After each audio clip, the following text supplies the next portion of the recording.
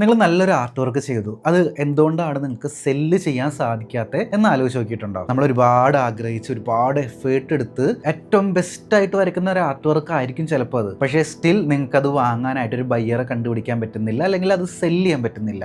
ഇവിടെ പ്രശ്നം വരുന്നത് നിങ്ങളുടെ ആർട്ട് ക്രിയേറ്റ് ചെയ്യാനുള്ള സ്കില്ലിലല്ല. നല്ല തിരക്കുള്ള സൂപ്പർ മാർക്കറ്റ് നിങ്ങൾ വിസിറ്റ് ചെയ്യാന്ന് വിചാരിച്ചോ, ഒരുപാട് ഐറ്റംസ് അവിടെയുണ്ട്. പക്ഷേ അതിലൊരു ഐറ്റത്തിൽ പോലും അതിന്റെ റേറ്റ് എഴുതിയിട്ടില്ല, അതിന് നല്ല ലേബിൾ ഇല്ല, അല്ലെങ്കിൽ ആ ഐറ്റംസിന് നല്ല ലോഗോ ഇല്ല, അത് എന്തൊക്കെയാന്ന് എഴുതി വെച്ചിട്ടില്ല, അതിന്റെ സ്പെഷ്യാലിറ്റീസ് എഴുതി വെച്ചിട്ടില്ല, ആൻഡ് അത് നല്ല രീതിയിൽ പാക്കും ചെയ്തിട്ടില്ല എന്ന് വിചാരിച്ചോ. വെറുതെ കുറെ ഐറ്റംസ് ഇങ്ങനെ ചവറ് പോലെ നിരത്തി വെച്ചേക്കാണ്. നിങ്ങൾക്ക് അതിൽ ഏതെങ്കിലും ഐറ്റം ആത്മാർത്ഥമായിട്ട് വാങ്ങണം എന്നൊരു തോന്നൽ വരുമോ? അതുപോലെ തന്നെയാണ് സോഷ്യൽ മീഡിയയിൽ നിങ്ങൾ ആർട്ട് വർക്കുകൾ ഷെയർ ചെയ്യുന്ന സമയത്ത്. സോഷ്യൽ മീഡിയയിൽ ഒരുപാട് കണ്ടന്റുകൾ ഇങ്ങനെ നിരവധി വരുന്നുണ്ട്, ആൻഡ് ഒരുപാട് ആർട്ടിസ്റ്റുകളും ആർട്ട് ഇഷ്ടപ്പെടുന്നവരൊക്കെ സോഷ്യൽ മീഡിയ യൂസ് ചെയ്യുന്നുണ്ട്. വെറുതെ പോയിട്ട് ഒരാളും ആർട്ട് വർക്ക് പർച്ചേസ് ചെയ്യില്ല. ഒരു ആർട്ട് വർക്ക് കണ്ട് ഇഷ്ടപ്പെട്ട് അതിന്റെ സ്പെഷ്യാലിറ്റീസ് മനസ്സിലാക്കി ആ റേറ്റ് അവർക്ക് അഫോർഡബിൾ ആണെന്ന് തോന്നി, കൂടാതെ അത് വരച്ച ആർട്ടിസ്റ്റിനോട് ഒരു ഇമോഷണൽ കണക്ഷനും കൂടി, അല്ലെങ്കിൽ ആ തീമിനോട്, വരച്ച തീമിനോട് ഒരു ഇമോഷണൽ കണക്ഷൻ കൂടി തോന്നുമ്പോഴാണ് ആ ആൾക്ക് ആർട്ട് വർക്ക് പർച്ചേസ് ചെയ്യാനുള്ള തോന്നലുണ്ടാവുള്ളൂ. ഇവിടുത്തെ ചോദ്യം ഇതാണ്: നിങ്ങൾ ജസ്റ്റ് സോഷ്യൽ മീഡിയയിൽ ആർട്ട് വർക്ക് പോസ്റ്റ് ചെയ്യാണോ ചെയ്യുന്നത്, അതോ